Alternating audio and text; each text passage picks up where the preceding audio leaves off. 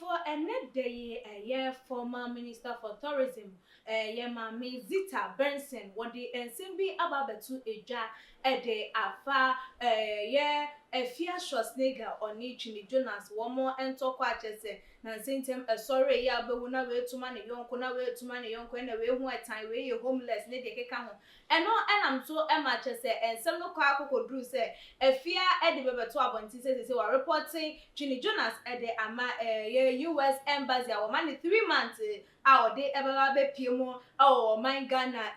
na no, and I just say, Yama, me, Edina, no, atu, and Selma, who is said, and Crophobi, and I ushered that, and nam a fear so. Said the be ya Chini Jonas ye bet me abono Edina Bagan and woman am so et me Eddie Ayeno and Yedwa ewo or many emu. Now I know not just ya mammy ethic to or no in a platform as some and our agencies say no or beshen way educated a Ghana for Nini Tisu Chini Jonas. Now one channel want to tune in your ma and yes I pan no baby pium or my Ghana Hanomopa Edia one shedia then adi aye endo because the be no one share one that engine that. Say on one casanity memufo, ebeye nesa, esan se no krene nyoma walkan, enunti ena womo efasa adweno, etiano ne ansa de beka kotie mame zita nense na mekai mo ese. Ocha de herbal center ena esoya sema yedi adwumedie no ebeba somo ocha de se yare biara ya kwankwa tete so na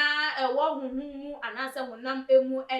ehu behia se oni no ebeto enche na sa yare no obeyi efri ho enunti fane number e wo screen no eso na ene no enchiche nkomo na ye kokin kan ye mame ense na just say poster na say ye screenshot I will take here and or draw and simfo bi e wo ase na nensem say and or draw no say a little education here. Even people who cross the border illegally without visas have the right in the state. Their case is heard and based on that they are either removed or made to stay. Now, he entered legally with a visa. I bet he has adjusted his status by now. Once you enter, you can always adjust your status based on the circumstance. It is legal. Don't sit somewhere and think that because he is doing videos and exposing the government on the road in the country of which you are not happy about, he is illegal. That country is not a jungle where they act based on gossip. Even criminals have rights in that country. And even if he is illegal, and if I were his lawyer, I would advise him to claim refugee status because it is obvious that this government and its assigned are out to harm and kill him. Political refugee on my mind. US Embassy, Ghana. This is a personal fight between two people. If you decide to get involved, protect the young man from this government and the people after him. They are unhappy that he is exposing their thievery, including the US taxpayers' money you give as donation, which goes into the pockets of the president and his family members. Don't let people intimidate and blackmail you based on their ignorance. We ene mame Zita Benson. Nen sama chese wodi to edwa wo twemu ese. Chini Jonas conspiracy bi na ekosom ede efa wo no ni say ye be deporting ede na ba Ghana no. Ghana for mpanifo bi ene hye kire a wo mo saa nyoma no. Se de be ya ye be de ye bebo no aba enti ene na chese afia mom ene wo mo ayi nanim so won hye da mra na wo mememe kasa. Na enam so ni aka say afia ene ma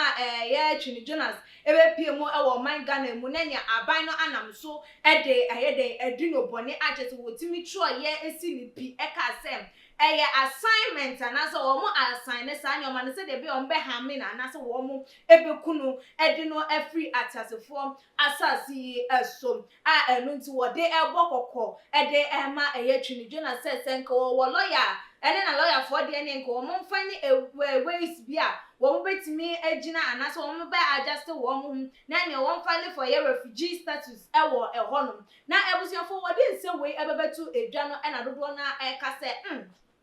mami eden ena wo pe ede actually eden na wo si so because we hitting on a point bi wo honom a Ghana for adwen enhye da emba eso eye enu nti dodo na esusu ese de ye mami yi eken se ye no krampa say government officials and as empenifo ni bi ne eye afia aye baako ena omo pese abrante yi embra na omo nam so endi ne boni na wo mu enkunu ede a ene abrante no wandwi hu eye mienu na ebiem so US embassy no wo mo andwi hu say de maame ne kan eye nipa mienu ena enya wo mo entokwa enti so mo wo bi omo be defend na wo mo defend eye abrante eno na no ebinom so hu ni say oh de maame no wo de ye politics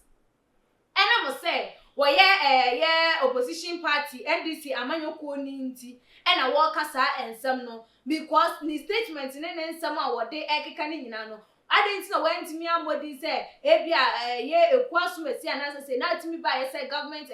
na che say o pa che say ye MPP abanti ebinu mu ni say ye political talk ena wo ye den wo make eno enuti eni kwan say dodo na ede na so ekọ eho no wutie ye ma visitor ensem odi etu edwa ya wo so say na wo hunu esi efa because media metie madwemu eye mekesene ne wadwe nchrefa nsem no hunu ene sen fabra ebebetu edwa e wo too much in comment section na like videos no share all the social media platforms as media and equia sikapa that's ne yebesan edi ehia ebi makram